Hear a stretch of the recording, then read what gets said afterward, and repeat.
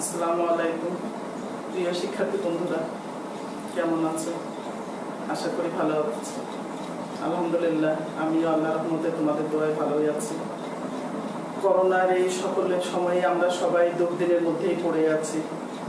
এখন আমাদের দুর্দিন যাচ্ছে, মানে খারাপ দিন। সুদিন আসবে ইনশাআল্লাহ। আল্লাহ প্রতিটি মানুষের জীবনে সুদিন এবং দুর্দিন রাখে।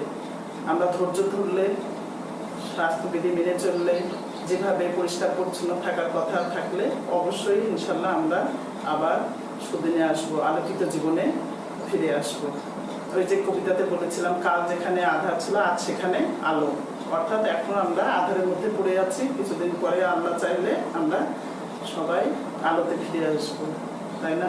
আমাদেরকে প্রত্যেকেই আল্লাহর কাছে বেশি বেশি দোয়া চাইতে হবে যেন আমরা এই বিপদের মোকাবিলা করে জয় হতে পারি। ঠিক আছে বন্ধুরা, আজকে আমি তোমাদের পঞ্চম শ্রেণীর বাংলা ক্লাসে স্বাগতম জানাচ্ছি। আমি পঞ্চম শ্রেণীর বাংলা বিষয়ে তোমাদেরকে নিয়ে আলোচনা করি। এই পূর্ব পাঠে আমরা যে পড়াটা করেছিলাম মৌলানা ভাসানী, মৌলানা আব্দুল হামিদ খান ভাসানীর উপরে, সেই বিষয়টা আমরা অর্ধেকটা কিছু পড়েছি। আজকে আমরা বাকি অর্ধেকটুকু পড়ে চেষ্টা করবো আর কি। পড়ার পরে যা করতে পারি তা আমরা করবো। এই পাঠটি কিন্তু আসলে জীবন বিষয়ে, তাই না? একজন মানুষের উপরে, প্রতিটি মানুষ তার জীবনে, যারা এইরকম আমরা পড়াশোনা করেছি বিভিন্ন ক্লাসে, পূর্বের পাঠেও কিন্তু আমরা বিশেষ ব্যক্তি নিয়ে আলোচনা করেছি। বেগম রোকেয়া সহ এক একজন, কেউ যুদ্ধের জন্য, দেশকে বাঁচানোর জন্য যুদ্ধ করে প্রাণ দিয়েছেন, তাদের জীবনে আমরা আলোচনা করেছি। আবার জীবনে যারা দেশের জন্য অনেক কিছু করেছেন, অনেক সমস্যার মধ্যে থেকে, তাদের জীবনে নিয়ে আমরা কিন্তু প্রতিটি ক্লাসে এক একজন ব্যক্তি নিয়ে কিন্তু আমরা আলোচনা করি, এক বা একাধিক ব্যক্তি নিয়ে, তাই না? তেমনই তোমাদের এই আজকের বাংলা বিষয়ের পাঠ্য বিষয়ে গত পাঠে আমরা পড়েছি, যার জীবনে নিয়ে আলোচনা করছি বা জীবন বিষয়ক গল্প নিয়ে আলোচনা করছি, তিনি হলেন মৌলানা আব্দুল হামিদ খান ভাসানী। ওনার জীবন থেকে আমরা এই পাঠটি দেওয়ার অর্থই হচ্ছে আমরা ছোট ছেলে মেয়ে, তোমরা যারা আছো, আমরা যারা আছি, পাঠটি পড়ে নিয়ে আমরা যেন তাদের জীবনের আদর্শটা শিখতে পারি, কাজে লাগাতে পারি। তারাই হচ্ছে আমাদের জীবনের কি পাথেয় স্বরূপ, মানে পথ দেখায়। আমরা সেই পথে চলতে পারলে আমাদের জীবনটা তাদের মতন সফল কাম হবে এবং জীবনে ভালো কিছু আমরা করতে পারবো। ঠিক আছে, তো আজকে তোমরা একটু তোমাদের বাংলা বই পাঠটা বের করো, 110 পৃষ্ঠা। এই যে মৌলানা আব্দুল হামিদ খান ভাসানী, আমি মনে হয় এতটুকু পড়েছিলাম, মনে আছে? তোমরা অবশ্যই বাসায় পড়েছো, আমি জানি তোমরা বাসায় খুব মনোযোগী, আমি খবর পাচ্ছি, অনেক ভালো লাগছে। তোমরা বাসায় থাকবে, বাইরে গেলে তো অসুখ হবে, জ্বর হবে, বিভিন্ন রকম সমস্যা হবে, বাসাতেই থাকবে। ঠিক আছে? আচ্ছা, তোমরা প্রত্যেকে পাঠ্য বইটা একটু বের করো, বাংলা মৌলানা আব্দুল হামিদ খান ভাসানী, তাই না? এই যে আমরা কিন্তু চিত্র তুলে ধরেন এই পর্যন্ত পড়েছিলাম, আজকে পরেরটুকু পড়ে আমরা শেষ করার চেষ্টা করব। দেখো, প্রত্যেকে হাত দিয়েছো বই, ঠিক আছে। মৌলানা ভাসানী বুঝতে পেরেছিলেন পাকিস্তানের পশ্চিম অংশের শাসকেরা ধর্ম জাতীয় সংহতির নামে পূর্ব বাংলার মানুষকে শোষণ করছে। শোষণ করা, শাসন না, শোষণ করা মানে অত্যাচার আর নির্যাতন করা। শাসনও করছে আবার অত্যাচারও করছে। জনগণকে সঙ্গে নিয়ে পাকিস্তানি স্বৈরাচারী শাসকের বিরুদ্ধে প্রবল গণ আন্দোলন গড়ে তোলেন। 1970 সালের ডিসেম্বরে তিনি পল্টন ময়দানে ভাষণ দেন। এই যে ভাষণের ছবি, এটা কিন্তু তোমাদের ভাষণের ছবি, ঠিক আছে? এই যে পল্টন ময়দানে উনি ভাষণ দিচ্ছেন। আচ্ছা, এই ভাষণে শোষণের এই কথাটি বারবার উচ্চারণ করে জাতিকে সতর্ক করে দিয়েছিলেন। তিনি বলেছিলেন পাকিস্তানি সরকার পূর্ব পাকিস্তানের জনগণের উপর অত্যাচার ও নিপীড়ন চালাচ্ছে। এরূপ চলতে থাকলে পূর্ব পাকিস্তান একদিন কি হয়ে যাবে? স্বাধীন হয়ে যাবে। আমাদের এই দেশটা স্বাধীন করে নেবে, তারা স্বাধীন হয়ে যাবে। এই যে ছবিটা দেখো মৌলানা ভাসানী, তোমরা ছবিটা দেখো। এই যে মৌলানা আব্দুল হামিদ খান ভাসানী 1971 সালের 25শে মার্চ মধ্যরাত থেকে দেশব্যাপী পাকিস্তানি সৈন্যদের হত্যাযজ্ঞ শুরু হয়। হত্যাযজ্ঞ এই সময় বঙ্গবন্ধু শেখ মুজিবুর রহমানের নেতৃত্বে শুরু হয় মুক্তিযুদ্ধ। এটা আমরা কিন্তু অনেক গল্পে আগে জেনেছি। আমাদের জাতির জনক বঙ্গবন্ধু শেখ মুজিবুর রহমান, তার ঘোষণার উপরেই কিন্তু আমাদের তার নেতৃত্বেই কিন্তু আমাদের এই যুদ্ধ শুরু হয় এবং অবশ্যই আমরা এটাতে কি সফলকাম হই। মৌলানা ভাসানীর টাঙ্গাইলের ঘরবাড়ি পাকিস্তানির সৈন্যরা পুড়িয়ে দেয়। দেখো, মুক্তিযুদ্ধে অংশ নেওয়ার জন্য তিনি ভারতে চলে যান।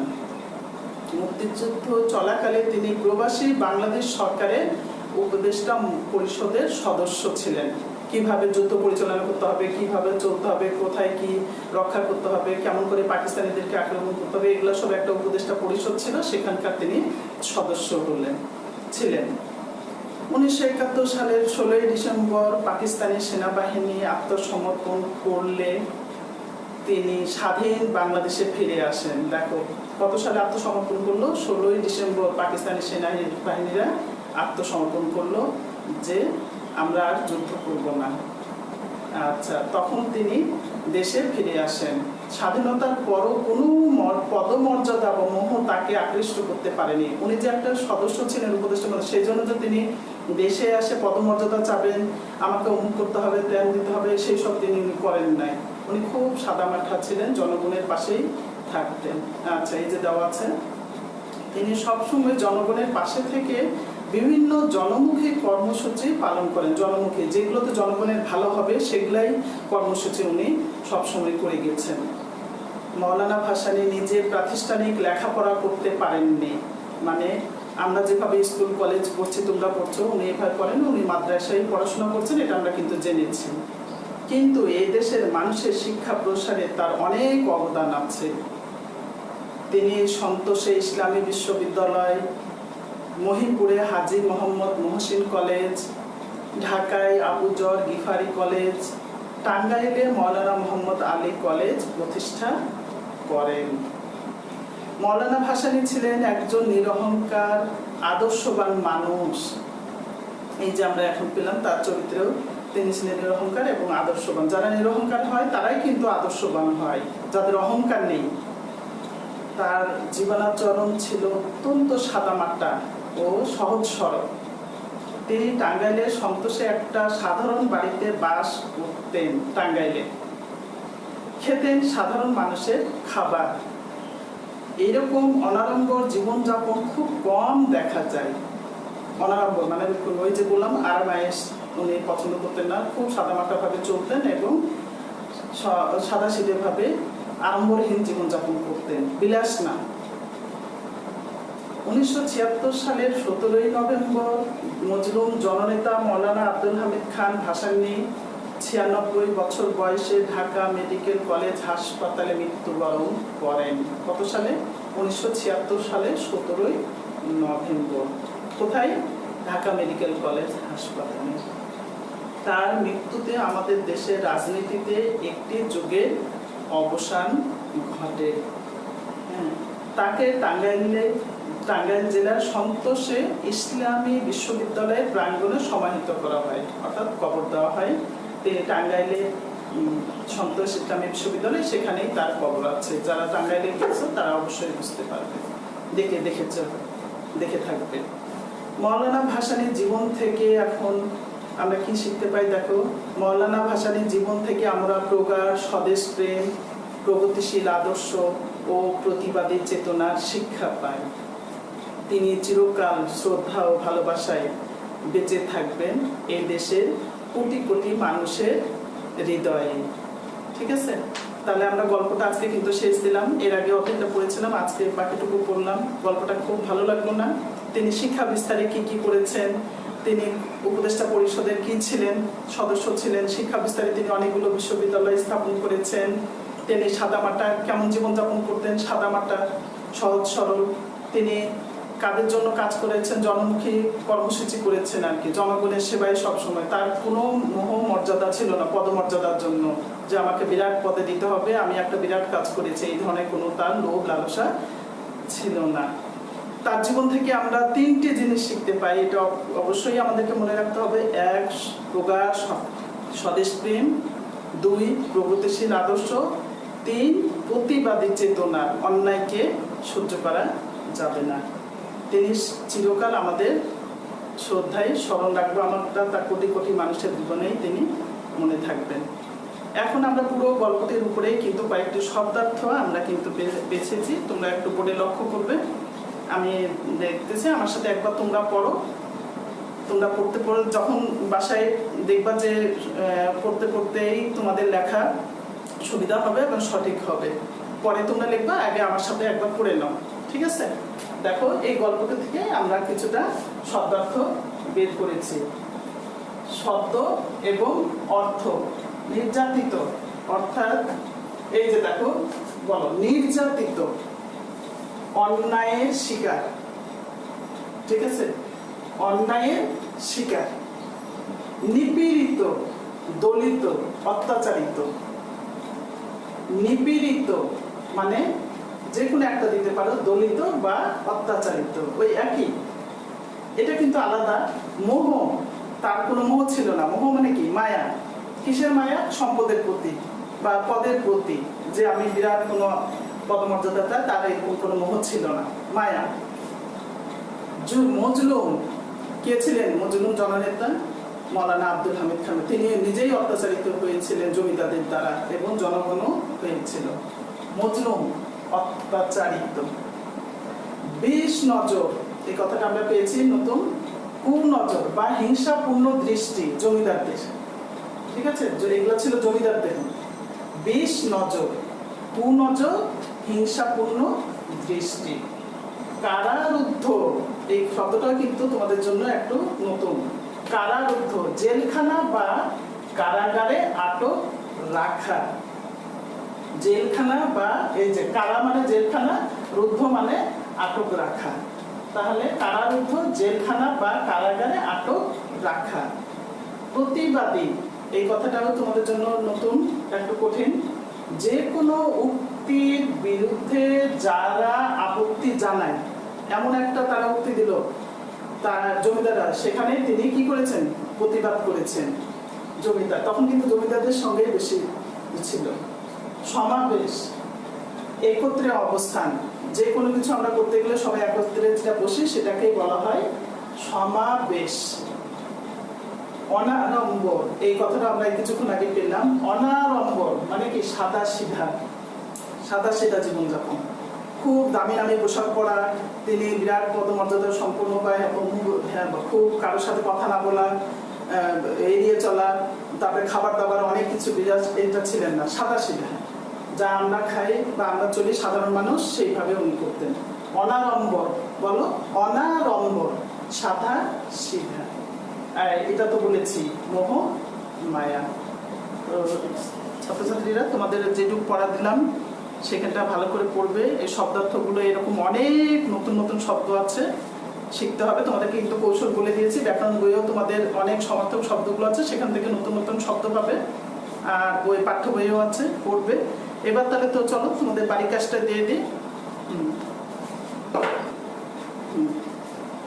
ছাত্রছাত্রীরা, তাহলে আমরা কিন্তু পুরো পাঠটা কিন্তু আমরা শেষ করলাম। বাড়ির কাজে যাওয়ার আগে আমরা আবার পুনরায় একটু পাঠটি পুনরায় দেখে শুনে নেই কি কি ছিল আমাদের পাঠের মধ্যে।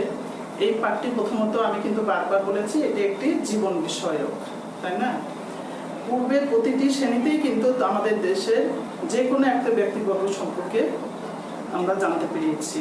তারা কিন্তু আমাদের জীবনের কি পাথেয় স্বরূপ, পথ দেখান। এই পাঠে আমরা কার সম্বন্ধে জানতে পারলাম? মৌলানা আব্দুল হামিদ খান ভাসানী সম্পর্কে জানতে পারলাম। মৌলানা ভাসানী 22 বছর বয়সে রাজনীতির সঙ্গে যুক্ত হন। সারা জীবন তিনি কি করেছেন? সারা জীবন তিনি নিপীড়িত মানুষের জন্য সংগ্রাম করেছেন। তিনি বুঝতে পেরেছিলেন পাকিস্তানের শাসকেরা পূর্ব পাকিস্তানকে শোষিত ও বঞ্চিত করছে। এভাবে চলতে থাকলে পূর্ব পাকিস্তান একদিন কি হয়ে যাবে? স্বাধীন হয়ে যাবে। তারা যেভাবে করতেছে তাতে যদি চলতে থাকে আমাদের এই বাংলাদেশ তারা স্বাধীন করে নিয়ে নেবে। তখন বাংলাদেশ ছিল না, তখন পূর্ব পাকিস্তান ছিল। বাংলাদেশ তো হচ্ছে 1971 সালে 26শে মার্চ ঘোষণার পর থেকে, ঠিক আছে? তিনি খুবই সাদামাটা ও সহজ সরল জীবনযাপন করতেন। আমরা তো পড়েছি গল্পতে। তার জীবন থেকে আমরা কি কি পাই? সততা, দৃঢ়তা, স্বদেশ প্রেম, প্রগতি চেতনা ইত্যাদি শিক্ষা পাই। তিনি আমাদের শিক্ষা বিস্তারের জন্য কিন্তু অনেক শিক্ষা প্রতিষ্ঠান গড়ে দিয়েছেন। ঠিক আছে, তার মধ্যে কি নামগুলো আমরা কিছুক্ষণ আগে যেটা পড়লাম মনে আছে? তোমাদের পাঠ্য বইটা দেখলে বুঝতে পারবে তিনি আমাদের জন্য কি কি করেছেন। এই যে মৌলানা ভাসানী প্রাতিষ্ঠানিক লেখাপড়া করতে পারেননি, কিন্তু এদেশের মানুষের শিক্ষা প্রসারে তিনি অনেক অবদান রেখেছেন। তিনি সন্তোষে ইসলামী বিশ্ববিদ্যালয়, মহিপুরে হাজী মোহাম্মদ মহসিন কলেজ, এই নামগুলো কিন্তু অবশ্যই তোমাদেরকে মনে রাখতে হবে এবং খাতায় বারবার লিখবে। ঢাকায় আবু জর গিফারি কলেজ এবং টাঙ্গাইলে মৌলানা মোহাম্মদ আলী কলেজ প্রতিষ্ঠা করেন। দেখো, অনেক তিনি এইসব আমাদের জন্য বিরাট একটা কাজ করে গেছেন। মৌলানা ভাসানী নিরহংকার ছিলেন এবং আদর্শবান। এগুলোই কিন্তু আমরা অহংকার মানুষ দেখলে যেমন তার সম্বন্ধে আমরা মন্দ কথা বলি, কিন্তু উনি ছিলেন নিরহংকার এবং আদর্শবান, অর্থাৎ সকলেরই উনি প্রিয় ছিলেন। ছোট বড়, ধনী গরিব, সকলের অসহায় নির্যাতিত প্রত্যেকের কাছে উনি প্রিয় ছিলেন। 1976 সালের কত তারিখে তিনি মারা যান? 17 নভেম্বর। তিনি 96 বছর বয়সে 96 বছর বয়সে তিনি ঢাকা মেডিকেল কলেজ হাসপাতালে মৃত্যুবরণ করেন। ঠিক আছে, তার কবর কোথায় দেওয়া হয়েছে বা তাকে কোথায় সমাহিত করা হয়েছে? তাকে টাঙ্গাইল জেলার সন্তোষে ইসলামী বিশ্ববিদ্যালয় প্রাঙ্গণে, মানে সামনে তাকে সমাহিত করা হয়। আমরা এই গল্পটা শিখলাম, অবশ্যই তোমাদের মনে হয় মুখস্থ হয়ে গেছে। আমরা কিছু শব্দার্থ গত পাঠেও শিখেছিলাম, আজকেও শিখলাম, আরও এলেও এরকম নতুন অনেক শব্দ আছে আমাদেরকে শিখতে হবে। হ্যাঁ, তোমরা বাসায় অবশ্যই বেশি বেশি শিখবে। আজকে চলো তোমরা আমাদের এই বাড়ির কাজটা একটু দেখে নাও। আমরা বাড়ির কাজটা কি দিলাম একটু দেখো, দেখি। তোমাদের অনুশীলনী পাঠ্য বই, এই যে পাঠ্য বইয়ের অনুশীলনী 3 নাম্বার ক থেকে 6 পর্যন্ত পাঠ্য বই, 112 পৃষ্ঠা। কি আছে প্রশ্নগুলো একটু আমরা আলোচনা করে নিয়ে শেষ দেব। ঠিক আছে। ক, মজলুম জননেতা কে ছিলেন? কেন তাকে মজলুম জননেতা বলা হয়? 2টি অংশে। খ, মৌলানা ভাসানী কোথায় পড়াশোনা করেন? গ, কেন তাকে কাঠমারি ছাড়তে হয়েছিল? ঘ, কিভাবে তার নাম মৌলানা ভাসানী হলো? পূর্ব পাঠে কিন্তু আমরা পড়েছি। ও, পল্টন ময়দানে ভাষণে তিনি যা বলেছিলেন তার বিষয়বস্তু কি? এই যে পল্টনের ভাষণে তিনি দিয়েছিলেন যে এইভাবে শাসক বঞ্চিত হতে গেলে পূর্ব পাকিস্তান একদিন কি হয়ে যাবে? আজকে যেটা পড়লাম, ওরা নিয়ে ফেলবে, ওদের দখলে চলে যাবে। শিক্ষার ক্ষেত্রে মৌলানা ভাসানী কি অবদান রেখেছেন? কিছুক্ষণ আগেই তোমাদের সাথে আলোচনা করলাম। 6, মৌলানা ভাসানীর জীবন থেকে তুমি কি শিখতে পেরেছো? মৌলানা ভাসানীর জীবন থেকে আমি শিখতে পেরেছি প্রগাঢ় স্বদেশ প্রেম, প্রগতিশীল আদর্শ ও প্রতিবাদী চেতনা। তাই তো তিনি চিরকাল শ্রদ্ধা ভরে কোটি কোটি মানুষের হৃদয়ে বেঁচে থাকবেন। প্রশ্নগুলো প্রতিটাই কিন্তু আমরা রিডিং এর মধ্যে পেয়েছি এবং আজকে আলোচনা করেছি। সহজ হবে না? তো তাহলে তোমরা বাসায় এগুলো ভালো করে বারবার পড়বে। প্রথমে দেখে দেখে পড়বে, পড়া হয়ে গেলে তারপরে তোমরা লিখবে। ঠিক আছে, তাহলে আজকের মতো এখানেই শেষ করছি। সকলেই তোমরা ভালো থাকবে, সুস্থ থাকবে, আমার জন্য দোয়া করবে। আল্লাহ হাফেজ।